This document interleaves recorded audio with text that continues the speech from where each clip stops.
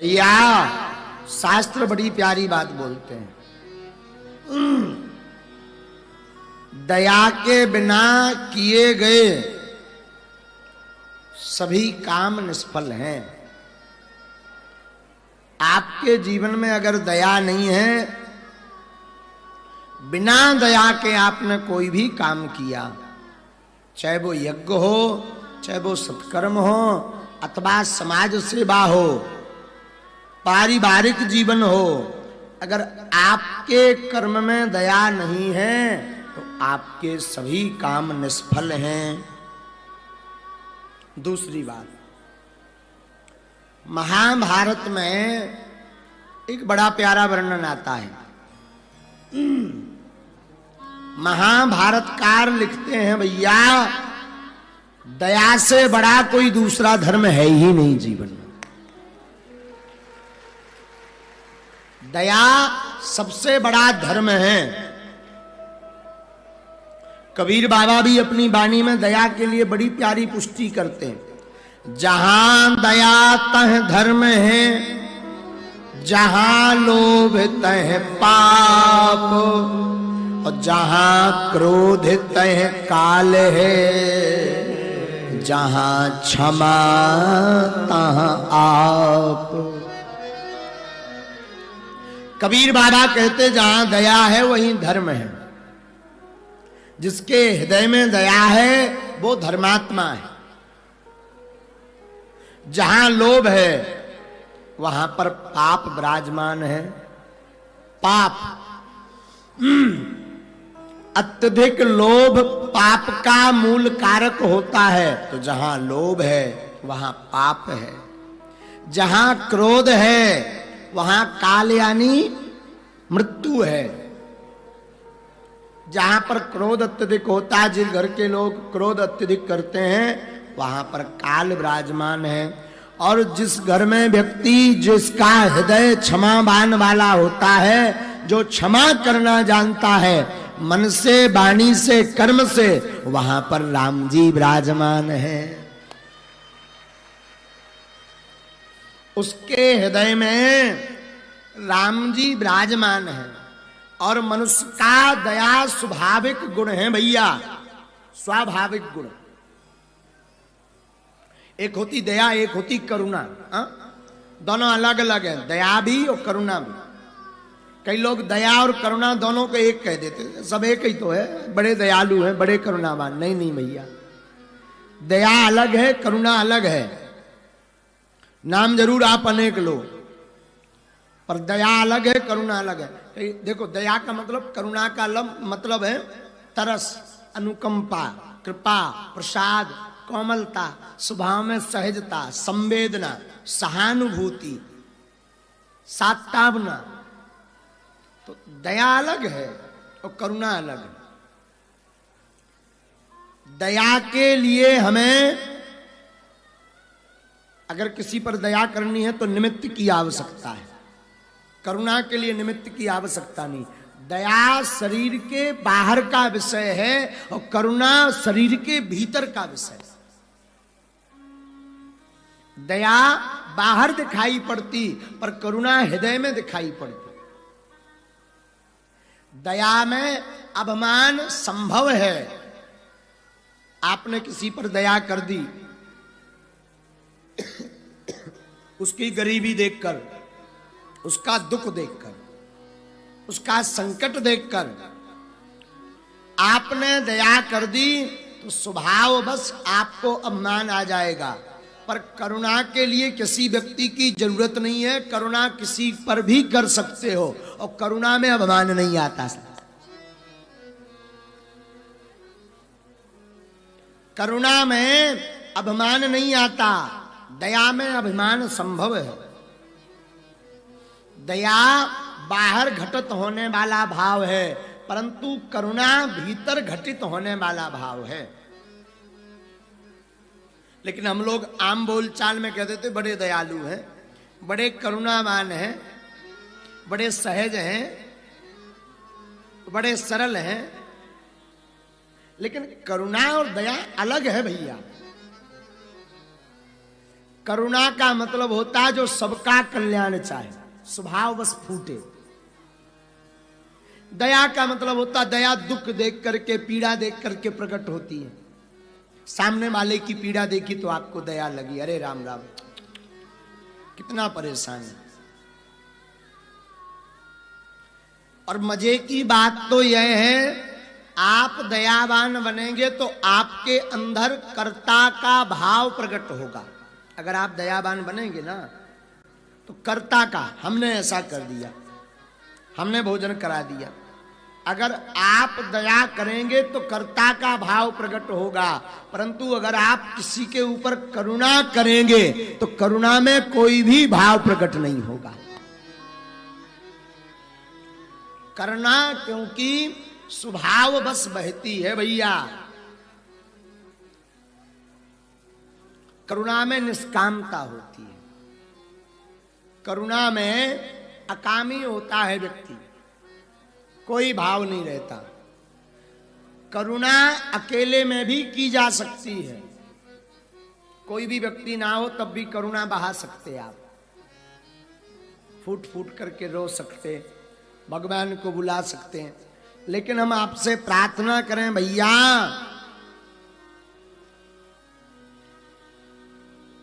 आप पूछेंगे कि महाराज करुणावान बनने के लिए क्या करना पड़ेगा? दयावान बनने के लिए तो दूसरों के दुख का अनुभव करना पड़ेगा। अगर आपको दयावान बनना है तो आपको दूसरों के दुख का अनुभव निज दुख मान करके करना पड़ेगा, सो आप दयावान बन जाएंगे। परंतु आपको करुणावान बनना है तो करुणावान बनने के लिए आपको ना तो कोई अभ्यास की आवश्यकता है, ना कोई योग की आवश्यकता है। अगर आपको करुणावान बनना है तो केवल अपने मन की आंखें खोलो और आप करुणावान बन जाए। मन की आंखों का मतलब है प्रभु के बारे में जानना, भगवत कृपा को समझना, भगवान की लीला को समझना, ये मन की आंखें। मन की आंखों पर एक चरित्र हमें ब्रज के भक्त का एक बड़ा ध्यान आता है। ब्रज क्षेत्र में आप सबने सुना होगा एक स्थान है बरसाना, श्री ठकुरानी जी का स्थान, जहां श्री लाडली जी विराजमान है। उस स्थल का नाम है बरसाना। बरसाने में एक महात्मा रहते थे, इनका नाम था जगन्नाथ बाबा, बड़े सिद्ध महात्मा थे, बड़े उच्च कोटि के महात्मा थे। ये इतने करुणावान थे, इतने करुणावान थे कि अपने झोपड़ी में, एक तो इनके पास कुछ रहता नहीं था, आपकी झोपड़ी में ज्यादा से ज्यादा आंवलों का चूर्ण मिलेगा या 2-4 जड़ी बूटियां, भोजन की कोई सामग्री नहीं। फिर भोजन कैसे करते हैं? आप भोजन वृंदावन में मधुकरी भाव लेकर के जीते। मधुकरी जानते हैं आप? मधुकरी का मतलब होता है ब्रजवासियों के घर जाकर के मांग करके प्रसाद पाना, इसे कहते हैं मधुकरी। तो बड़े सीधे महात्मा लाडली जी को बड़ा ध्याते थे, लाडली जी को बड़ा भजते थे। इनकी झोपड़ी में ज्यादा कुछ नहीं रहता, इमली की पोटली, चूरन, ज्यादा से ज्यादा आंवले का चूरन, जो मधुकरी मिलवे सोई पाले में, और रात और दिन रोते रोते गुजरे। रोते क्यों थे भैया? ये सांसारिक वृत्तियों के लिए नहीं रोते थे ना, ये जगत के लिए भी नहीं रोते थे, ये दिनों रात श्री ठाकुर जी के लिए, श्री ठाकुरानी जी के लिए रोते थे। रात को कई बार इन महात्मा के कई लोग दर्शन करके बताते हैं, जिन्होंने दर्शन किए इनके, तो कई लोग कहते हैं कि रात को ये रातों भर रोते रहते थे, हे ठकुरानी क्या ये जन्म भी व्यर्थ निकाल दोगे? हे लाडली जू अब लुका छिपी मत करो, अब आगे दास जगन्नाथ को अब स्वीकार करो, नित्य जाप करें, नित्य पुकारें, नित्य रोएं। एक बार एक घटना घटती है। क्या होता है कि कई दिन व्यतीत होते हैं तो बरसाने वृंदावन के आसपास, जहां ये बरसाने के एक कोने में रहते थे, उस क्षेत्र में दुर्भिक्ष महामारी फैली। भयानक दुर्भिक्ष के कारण त्राही त्राही मची। आज से लगभग 110 साल पहले की घटना है। त्राही त्राही मची, खाने के लाले पड़ गए। इनका स्वभाव तो बड़ा प्यारा था। मधुकरी में जो मिल जाए सोई प्रसाद पाले में, ना मिले सो गंगा जल लेकर के जलपान करके ठकुरानी को धन्यवाद दे करके सो जाए। नींद ने भला आती कहाँ थी। देखो एक बड़ी अच्छी बात एक महात्मा बोला करते थे, जिनके हृदय में गोविंद विराजमान है, जिन्हें राघव से प्यार हुआ, जिन्हें ठकुरानी से प्यार हुआ, फिर वो सो नहीं पाता है, वो तो रोते रोते दिन गुजारता है। प्यार की अखियां में नींद कहाँ, जिन्हें ठकुरानी से प्रेम हो, जिन्हें गोविंद को पाने की चाह हो, जिनके अंदर राधा रानी जी को पाने की चाह हो, वो फिर सोते नहीं, वो तो रोते हैं। मोहन की याद में रोते हैं। मोहन तेरी याद में हमने दिन और रैन यूं निकाल दिए, बस तेरा दीदार ना हुआ, इन आंखों ने जीवन गुजार दिए। तो दिन और रैन ठाकुर की याद में वो रोते रहते थे श्री जगन्नाथ बाबा। भयानक दुर्भिक्ष फैली, बीमारी फैली, यत्र तत्र हाहाकार मच गया। कोई किसी से बात नहीं करता, भोजन के लिए लाले पड़ गए, कोई काम नहीं करता, लाले पड़ गए।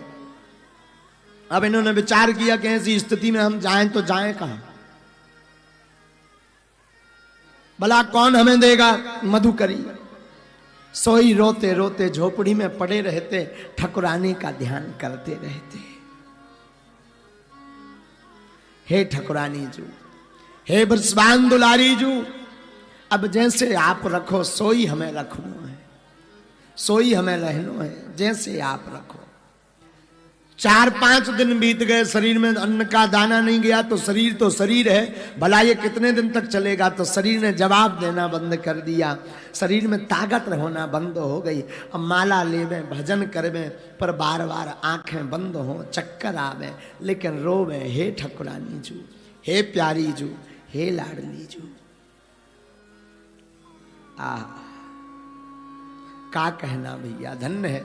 और हद तो तब हो गई, रोज रात को आप सोवे तो ये कहें ना कि हमें आज प्रसाद नहीं मिला ना, यही कहें कि हे लाडली जू, ये जितनी महामारी इस परिक्षेत्र में फैली हुई है, जो वर्तमान में सब ब्रजवासी त्रासित हैं, हे लाडली जू कृपा करके वो महामारी हमें लग जाए, पर पूरे ब्रजवासी तुम्हारे प्रसन्न हो जाएं।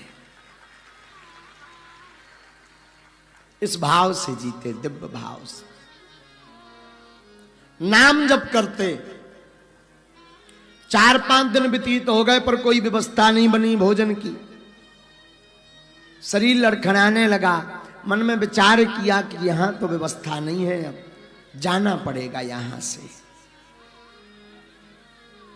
लगता हम ही अभागे हैं, हमारे अभाग के कारण ब्रजवासियों को भी इस महामारी में ग्रसित होना पड़ रहा। तो जगन्नाथ बाबा ने मन में विचार किया कि बरसाना छोड़ करके कोई दूजा स्थान पकड़े। हाथ में इनके तो था ही नहीं कुछ, डेरा कुछ था ही नहीं, तो हाथ में थैला लिया, लाठी ली, ठाकुरानी जी को मन ही मन प्रणाम किया, लाठी बगल में दबाई और चलना प्रारंभ कर दिया। लेकिन भला अपने भक्तों को भगवान श्री लाडली जी कैसे दूर कर सकती। कुपुत्रो जायते कुछ दपी कुमाता न भवती। पूत कपूत हो सकता परंतु माता कुमाता नहीं हो सकती। लाडली जी से रहा नहीं गया। श्री ठकुरानी जी से रहा नहीं गया। और जैसे ही बाबा ने बगल में लाठी दवाई, झोला हाथ में लिया, चलना प्रारंभ किया, आंख बंद करके बाबा तो रोते रोते चले जा रहे। हे लाडली जू, हे बिहारिणी जू, हे स्वामिनी जू, आपकी जय हो। हे वृषभानु लली, आपकी जय हो, आपकी जय हो। पुकारते पुकारते चलने लगे। उसी समय हमारी ठकुरानी एक बालिका का रूप धारण करके प्रकट हो गए। और प्रकट भई तो एक किशोरी ब्रजबाला ने पूछा, बाबा कहाँ जाए रहो, कहाँ कू जावे तू? लाठी वाठी लेकर के, थैला हिला लेकर के कहाँ कू भाग रहो? जब बीमारी में भाग रहो, नाय माए डोले, कहाँ जाए रहो? सोई बाबा ने आंखों में आंसू आ गए। जगन्नाथ बाबा की आंखों में आंसू आए। बोले क्या कमें बेटी, पेट के हो तो कछु देनो ही पड़ोगो। मैं बड़ो अभागो हूं, जब ते बरसाने के कोने में रहने लगो तब ते यहाँ पे बड़ी महामारी आने लगी लाली। और पेट के लिए भी कोई व्यवस्था नहीं है, तो कहीं दूसरी जगह जा रहे हैं जहां व्यवस्था बन जाए।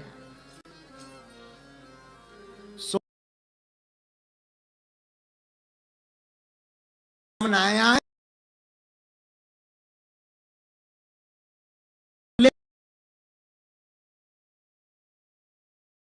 बाबा चौंक गए, तेरो घर कहाँ है लाली? वैसे तो पूरा बरसानो ही मेरो आए, चाहे जौन घर में चलो जाए वो मेरो आए, पर अगर तो ज्यादा दिक्कत है बाबा तो चिंता ना कर। जो कोने में गली में एक मकान है ना, बा मकान में मैं रहूं, बाकी बड़ी बारी छोड़ी आऊं। और आप आ जाइयो। हा हा हा। तो बाबा ने विचार किया जाना तो है ही है, प्रसाद पाके जाएं, भूखे क्यों जाएं, वैसे ही शरीर नहीं चल रहा। तो बाबा ने अपनी लाठी ली। अब वो लाली तो चली गई। बाबा धीरे धीरे गांव के उसी बरसाने के कोने के मकान में पहुंच गए। आवाज लगाई तो जो मकान का मालिक था ब्रजवासी, ब्रजवासी आया। हाँ बाबा, काय को फिर रहो महामारी में? कितनी भयानक बीमारी फैली हो, तू कहां फिर रहो? तो बाबा बोले कि अरे भैया ब्रजवासी, तेरी लाली मोह न्योतो दे के गई है कि तेरे घर में जो है मेरे खातिर कछु मदकरी रखी है। ब्रजवासी हाथ जोड़ के बोलो, बाबा मुंह पे तो 3 दिन से खुद भोजन नहीं है, अन्न को दानो नहीं है। भला हमारे घर में कहां से मधुकरी आई? और आप कहते हैं मेरी लाली, मेरी लाली की तो कब की विदा है गई, वो तो अपने ससुराल चली गई, पति के पास गई, पीहर के पास गई, अपने ससुराल में जाकर के ना जाने कब ते रह रही। तो बाबा को शंका है गई होगी, कोई गलत फहमी है गई होगी, जे घर ना आए।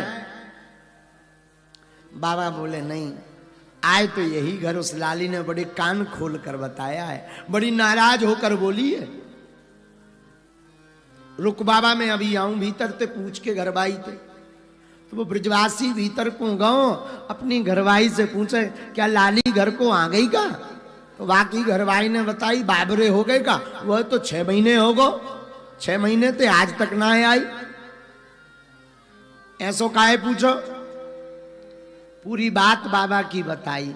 और जब ब्रजवासिनी और ब्रजवासी ने अपने घर की अलमारी की तरफ नजर घुमाई, सोई देखा कि 3 पात्रों में बढ़िया 56 भोग का दिव्य प्रसाद रखा हुआ है और उसके ऊपर श्री राधा राधा लिखा हुआ एक पत्र रखा है। आहा हा। ब्रजवासी चौंक गया, तुरंत जाकर के बाबा के चरणों में गिर पड़ा। बाबा मैं क्या बताऊं, मोरे घर में एक अन्न को दानो नहीं, पर जे ना जाने कौन प्रसाद रख गो, ये तेरे ही ताई होगा। तो बाबा जगन्नाथ बाबा को भी मधुकरी दी बाने और खुद भी प्रसाद पाओ। बाबा अगर ऐसी कृपा बनी रहे तो रोज मधुकरी ले जाइयो। बाबा तो प्रसाद पाकर के शरीर में तंदुरुस्ती आई, शरीर में चेतना आई, शरीर में जागृति आई, शरीर थोड़ा हष्ट पुष्ट हुआ, चलने के नहीं थोड़े से बाबा भय। तो बाबा आकर के अपनी कुटी पे आकर के हाथ में माला ली, मन में विचार किया मधुकरी की व्यवस्था तो बन गई, अब काय को खामा खा बरसानो छोड़ करके जावे। सोई बाबा ने हाथ में माला ली, श्री राधाजू श्री राधाजू श्री राधाजू श्री राधाजू श्री राधाजू पुकारनो प्रारंभ कर दो। धीरे धीरे रात हो गई। आहा, क्या कहना भैया, रात भई। और रात के समय जैसे ही बाबा की आंख लगी, सोई ठकुरानी जी सपने में आ गई। बाबा मेरो घर कैसो लगो तो है। बाबा बोले तू कौन? अरे मोय नाय पहचानो, मैं बरसाने वारी आऊं बाबा। और तू कितनो पागल हो गो कि मेरो गांव छोड़ के भाग जाए। बाबा की आंख में आंसू आ गए। बाबा बोले ठकुरानी जू, लाडली जू, मैं तो जन्म जन्म आपके चरण छोड़ के नहीं जाना चाहता हूं। अब दूसरे दिन से बाबा रोज पंगत करवाने लगे। ऐसी ठकुरानी जी ने व्यवस्था कर दी। तो कोई पूछे अरे बाबा तू तो 1 रुपया तेरे पे ना है, एक भी पैसा ना है, व्यवस्था ना है, पर तू इतना बड़ो भंडारो कैसो करवावे? तो बड़े प्यार से बाबा मुस्कुरा के कहवे, जिसकी करुणावान करुणामयी सरकार श्री राधा जू है, भला वो कैसे गरीब है, भला उसके पास क्या कमी है। आहा, ये है भैया करुणा। करुणा का मतलब है जो हृदय से भरी हुई। करुणा का मतलब है जो प्रत्येक जीवों पर अपना प्यार लुटावे। ऐसी करुणामयी सरकार श्री हमारी राधिका रानी जो है, ऐसी करुणावान सरकार हमारी ठकुरानी है। और हम आज निवेदन करेंगे आप सबसे, भैया अपने जीवन को धन्य बनाना है तो यहाँ वहाँ संस्कार की दया की भीख के पीछे मत फिरो। लाडली ठकुरानी जू के चरणों को पकड़ो, ये बड़ी करुणावान है, करुणा करके तुम्हारा कल्याण कर देगी। करुणा करके ठकुरानी जी श्री राधा रानी जू तार देंगी, पार उतार देगी। तो जगत के पीछे मत भागोगी। इसलिए बार बार संतों के चरित्रों को सुनो, मन से, भाव से, हृदय से भक्तों के चरित्रों को सुनो।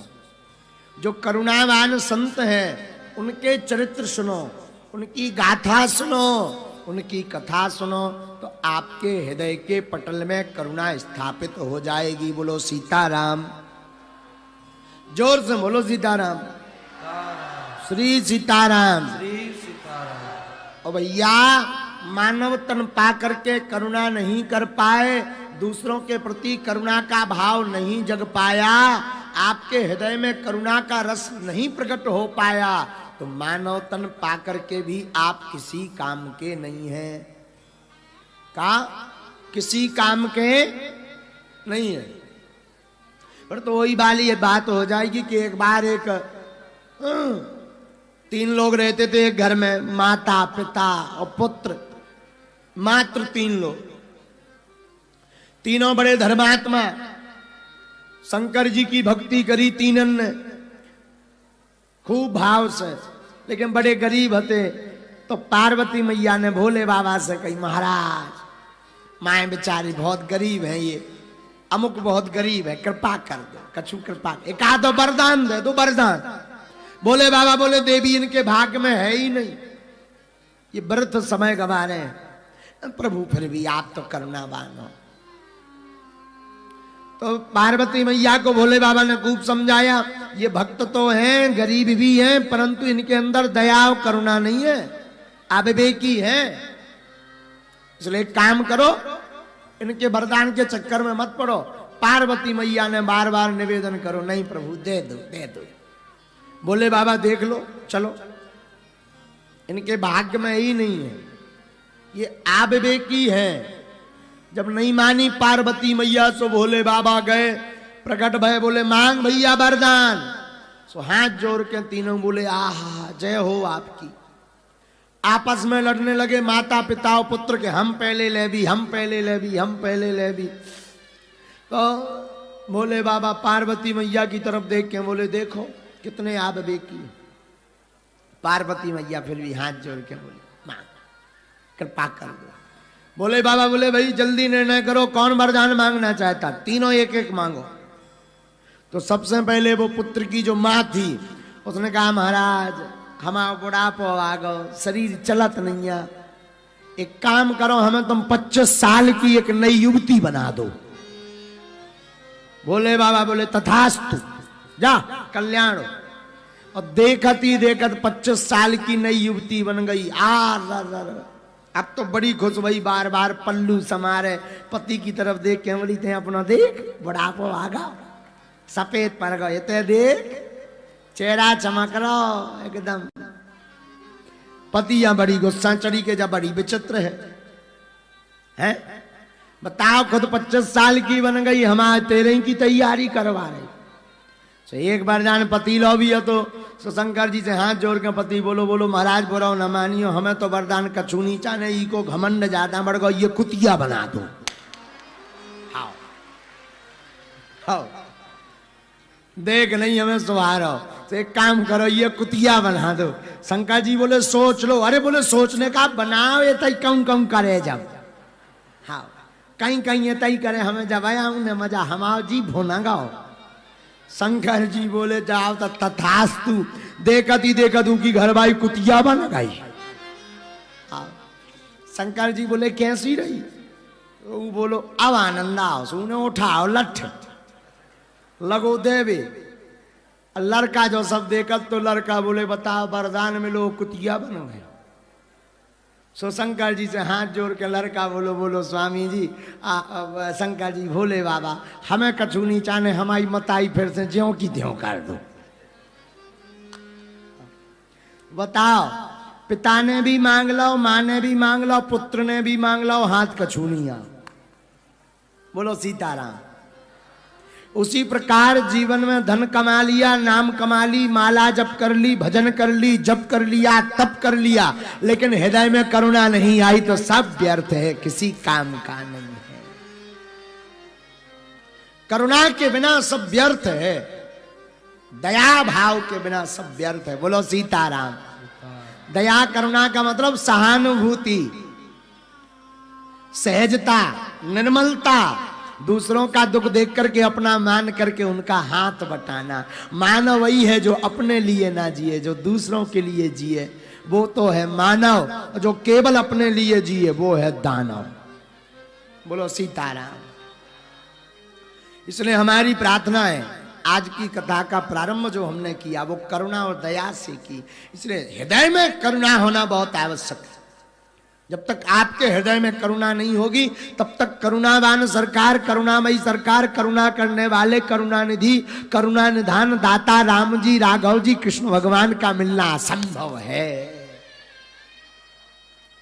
भगवान का एक नाम है करुणा निधान, करुणानिधि, करुणदाता, करुणा सरकार, इन नामों से भगवान को जाना जाता है। इनको पाना है तो आपको भी अपने हृदय में करुणा दया का भाव प्रकट करना ही पड़ेगा। बोलो सीताराम।